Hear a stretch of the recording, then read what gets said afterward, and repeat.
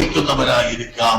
അല്ലാഹുവിന്റെ പൊരുത്തം നമുക്ക് ലഭിക്കണം. നമ്മുടെ ദോഷങ്ങൾ അല്ലാഹു പുറത്തു തരണം. അല്ലാഹു നമുക്ക് അവന്റെ ദീനിന് വേണ്ടി പ്രവർത്തിക്കാൻ തന്ന കഴിവ് നാം ഉപയോഗപ്പെടുത്തണം. ആ കഴിവ് ഉപയോഗപ്പെടുത്താതിരുന്നാൽ തീർച്ചയായും അല്ലാഹു നമ്മളോട് ചോദ്യം ചെയ്യും എന്ന് നിങ്ങൾ ഓരോരുത്തരും മനസ്സിലാക്കി നമ്മുടെ സ്ഥാപനം നിലനിർത്തുന്നതിന് വേണ്ടി മർക്കസ് സഖാഫത്ത് സുന്നിയ ഇപ്പോൾ നോളേജ് സിറ്റിയുടെ പുറമെ മറ്റൊരു പദ്ധതി കൂടി ആരംഭിച്ചിരിക്കുന്നു. 20 ഏക്കർ സ്ഥലം വാങ്ങി അവിടെ ഒരു ഫാം തുടങ്ങിയിരിക്കുന്നു. വിഷമില്ലാതെ പച്ചക്കറി ഉണ്ടാക്കുന്നു.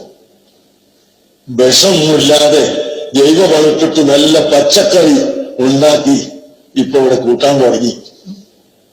അതിന് പുറമെ 60 പശു ഇൻഷാ അല്ലാഹ് വാങ്ങാൻ തീരുമാനിച്ചിട്ടുണ്ട്. ഒരു പശുവിന് 80,000 രൂപയാണ്. എത്ര? 80,000 രൂപ. അതൊരു തൊഴുത്തുണ്ട്.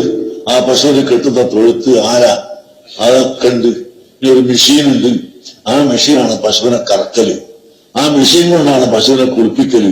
അതിൽ കൊണ്ടാണ് തിന്നാൻ കൊടുക്കല്. അതിനൊന്നും ആള് വേണ്ട.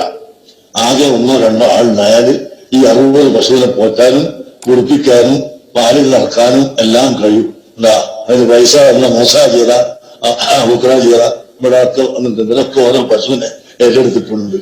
അൽഹംദുലില്ലാഹ് ഓരോ പശുവിന് 80,000 രൂപ വീതം തന്ന് ഏറ്റെടുത്ത ആളുകൾ അവിടെ ഇരിക്കുന്നുണ്ട്. ഇനി ഏറ്റെടുക്കാനുള്ളവരുണ്ടാവും.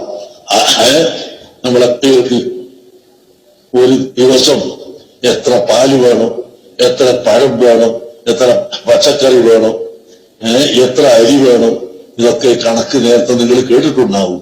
അങ്ങനെ ചുരുക്കി പറഞ്ഞാൽ ലക്ഷക്കണക്കിൽ ഓരോന്നും വേണം.